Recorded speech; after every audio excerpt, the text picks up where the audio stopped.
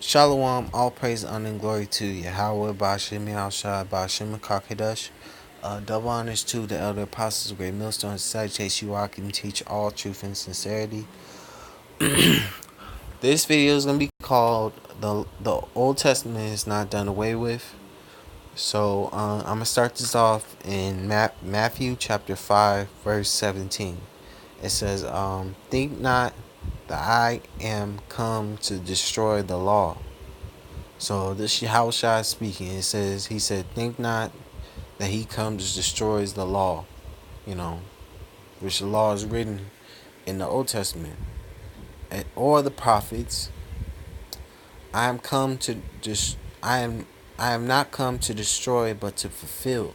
So Yahushua came to fulfill what was written in the Old Testament, because what was written in the Old Testament was written about him, about his coming, about his arrival to come, about his him going to sacrifice himself for not just his own transgression, but also the nation of Israel's transgressions, because he went off in when he was Solomon. He went off when he was Adam. He went off in his past lives that he came you know so he came back to sacrifice, to be crucified for those transgressions, and also his own transgressions, his own transgressions in the nation of Israel, transgressions against Yahweh Bashem Yahushai. You know, but he came to fulfill the whole law, and the prophets, and what was written, of him. Then verse 18 says, "For verily I say unto you, till heaven and earth pass, one jot or one tittle shall in no wise pass from the law, till all be fulfilled." So the heaven and the earth, the earth shall abide forever, the heavens shall abide forever. So, and that's not going to pass. So all this, has to go, all this shall shortly come to pass. All this shall soon,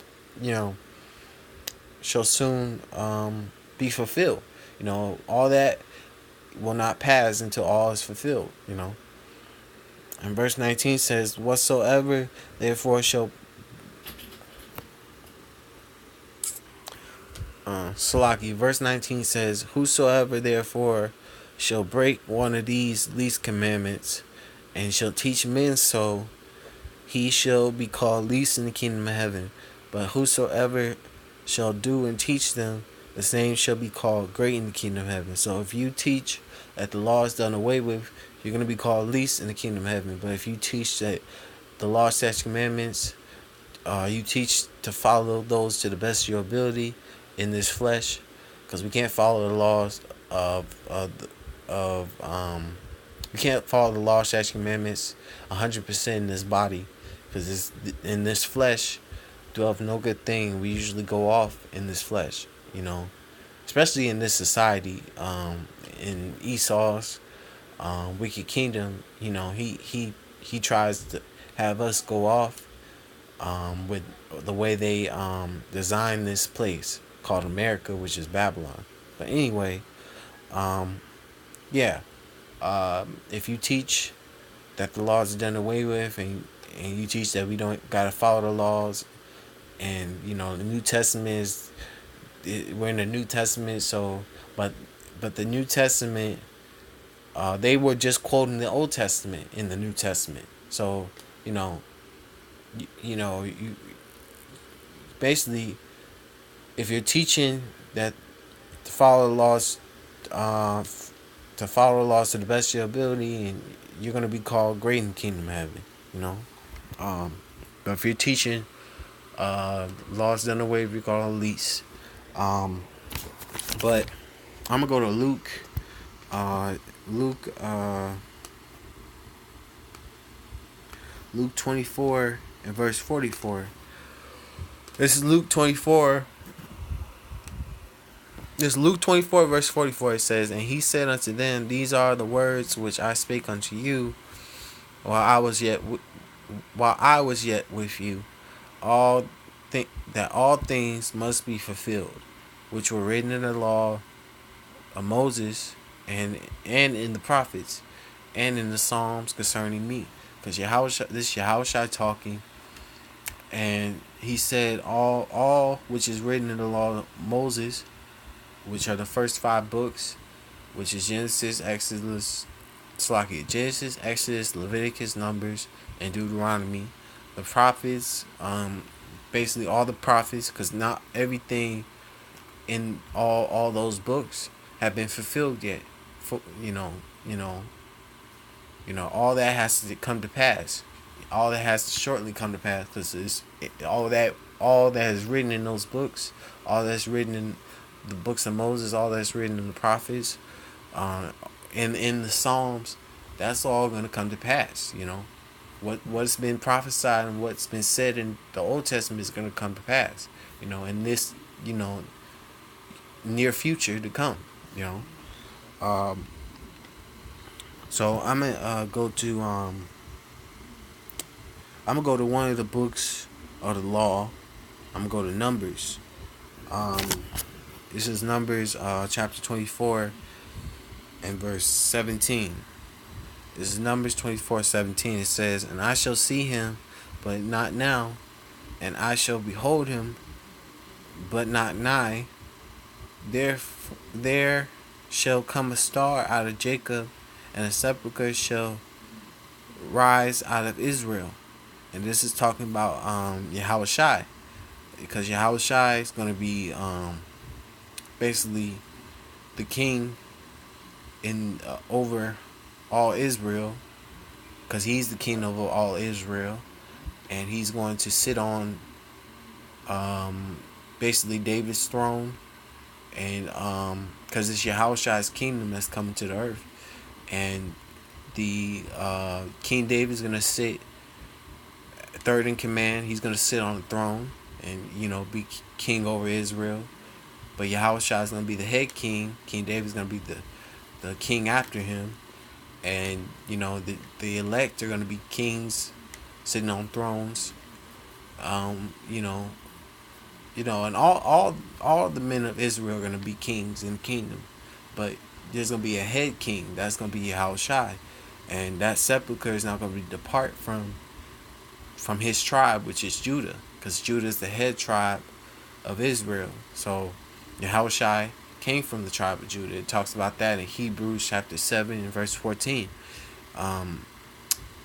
So it says, "A sepulchre shall rise out of Israel, and shall smite the corners of Moab, and destroy all the children of Sheth."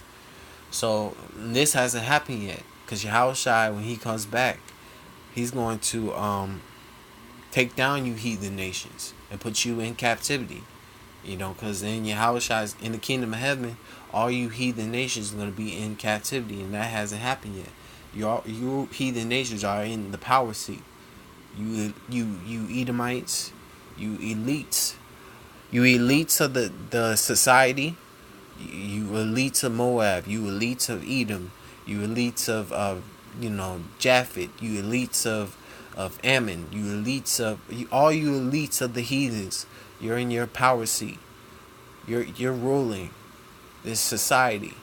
You're ruling your societies, and all you heathen nations are gonna go into captivity, and you haven't been put in captivity yet. It says in verse 18, it says, "And Edom shall be a possession, and Seir also shall be a possession for his enemies, and Israel shall do valiantly." This hasn't happened yet. And it says, "Out of Jacob shall come he that shall have dominion, and shall destroy him that remaineth of the city." This hasn't happened yet.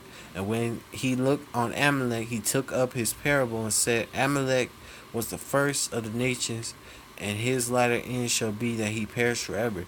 And Amalek, are you Jewish? You know, converts, because you're not the real Jews. So this hasn't happened yet. You know. So I'm gonna go to another book of the law. I'm gonna go to Deuteronomy. Um, Deuteronomy 18 and 15, or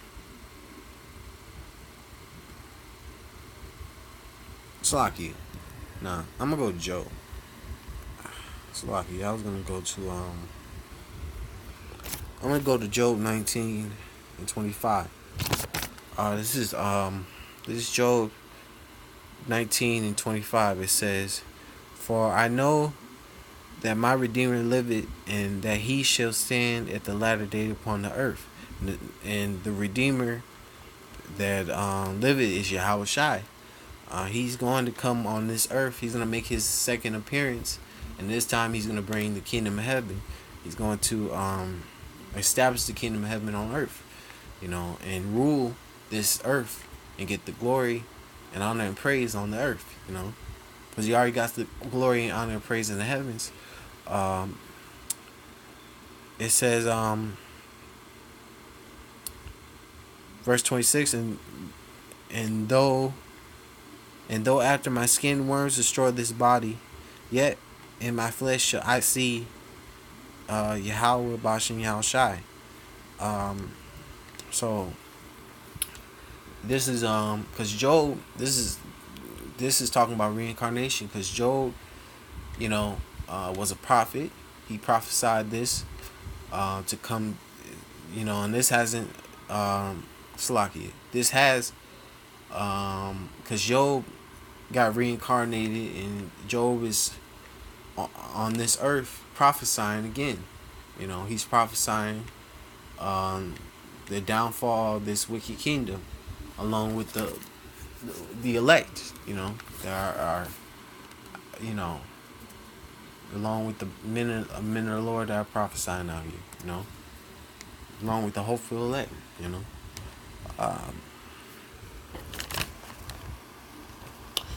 But this is basically, talking about reincarnation. This I'm gonna go to Psalms 2 and verse 6. This is Psalms 2 verse 6. It says, "Yet have I set my king upon my holy hill of Zion." In verse 7, I said, "I will declare the decree. Yahweh have said unto me, Thou art my son, this day have I begotten thee." It's this is a psalm of King David, and Solomon was the son he was basically speaking this to.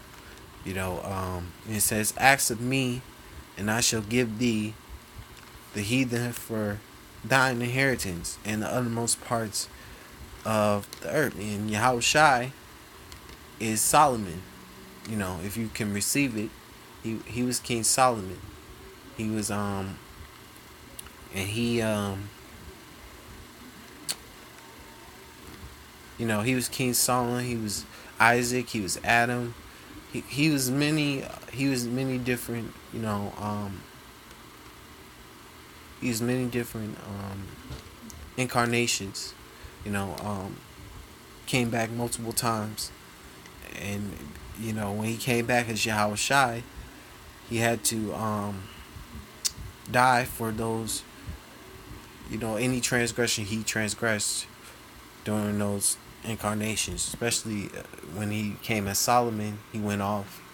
When he became when he was Adam, he went off. So but it says, but this hasn't it says, "Ask of me, and I shall give thee the heathen for thy inheritance, and the uttermost parts of the earth for thy possession." So this hasn't happened yet, because we don't have the heathens as our our possessions. We don't have the earth as our we're not exploring and dwelling in the earth, enjoying the earth, because the earth was created for our sakes, and we're not the ones ruling the earth.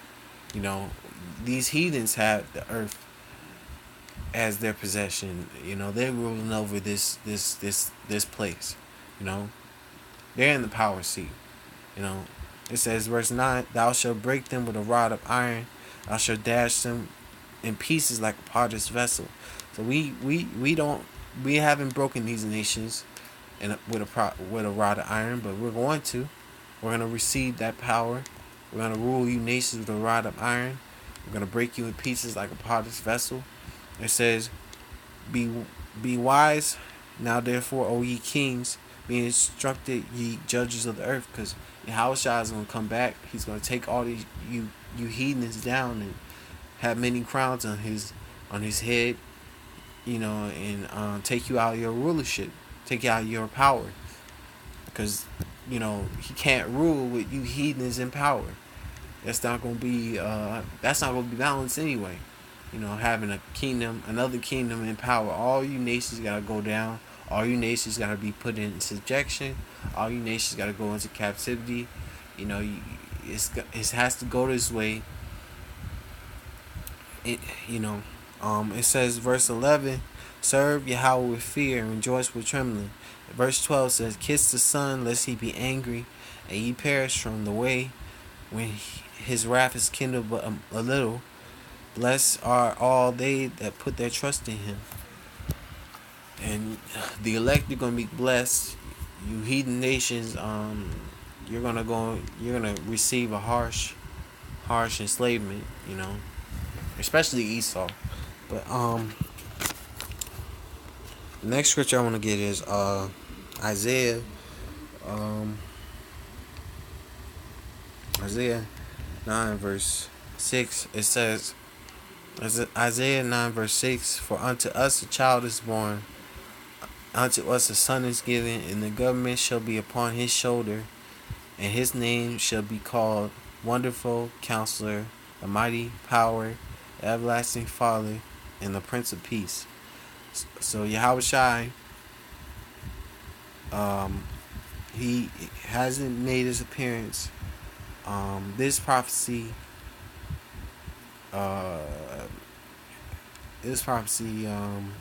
which talks about talking about Yahushua.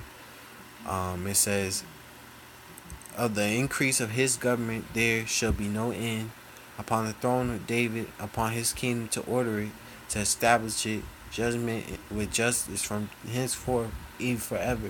The zeal of Yahweh hosts will perform this, because Yahushua's kingdom is not on the earth yet. He's not ordering. He's not ordering his kingdom, establish. He hasn't established anything on the earth yet. So this is going to come to pass soon. It says Yahweh sent a word unto Jacob and has lightened upon Israel, and that light and that understand, that wisdom, knowledge has been lightened unto the men of the Lord, the prophets, the hopeful elect.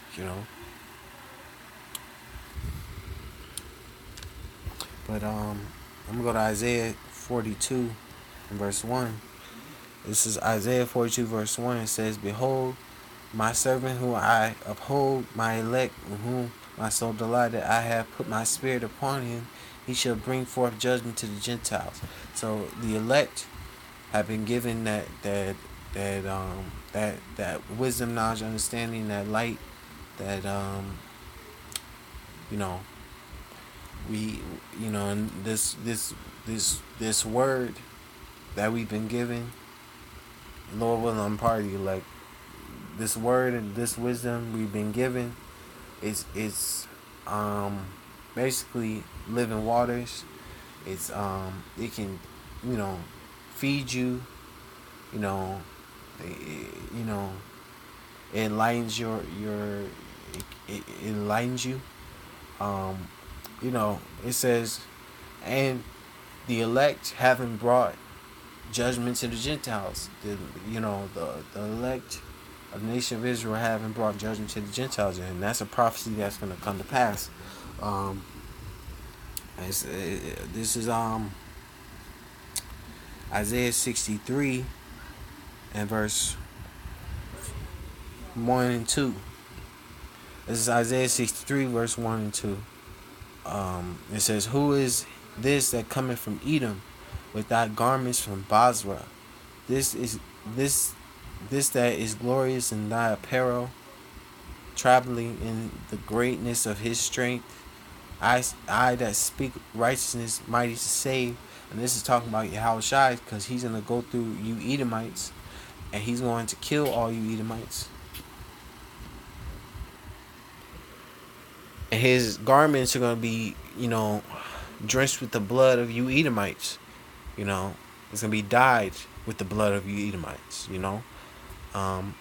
It says, verse 2, "Where art thou red in thy apparel, thy garments like him that treaded in the wide fat?" It's going to look just like Yahushua just put his feet in a bucket of grapes and he just got done mashing grapes. That's how red his garment's gonna be, and this hasn't happened yet. Yahushua hasn't appeared in that glorious, apparel, glorious, because he's not gonna come, like it says in Isaiah 47. I'm just gonna read it so I don't butcher it. It's Isaiah. This is Isaiah 47 verse 3. It says, "Thy nakedness shall be uncovered, yea, thy shame shall be seen. I will take vengeance, and I will not meet thee as a man." So Yahushua's not going to come, all, sweet and like a lamb to be slaughtered. He's going to come back. He's going to slaughter you Edomites, and his garment's going to be drenched with your blood, like he just dipped his feet in a bucket of grapes and was mashing grapes for wine, to make wine, So, anyway, to move on, I'm going to go to Jeremiah 4 and verse 6. It's Jeremiah 4 and verse 6. It says, "Set up the standard towards Zion, retire, stay not, for I will bring evil from the north and great destruction." So this hasn't happened. This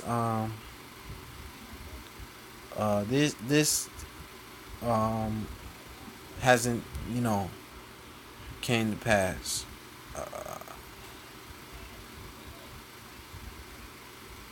So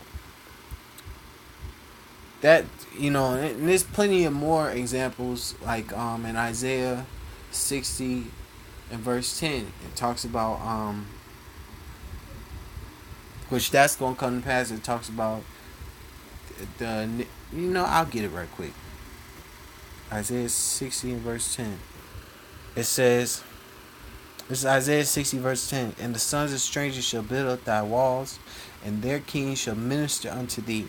For in my wrath I smote thee, but in thy favors, but in my favor I have mercy on thee." And this is talking about when the kingdom is established, all you heathen nations are going to build up our walls. You're going to build up our walls. You're going to build our kingdom up, like we built up your kingdom, and that hasn't came to pass yet. But it's going to come to pass.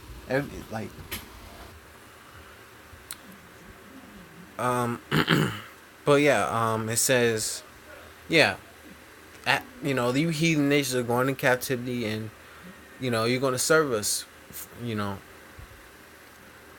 for eternity. After 1,000 years,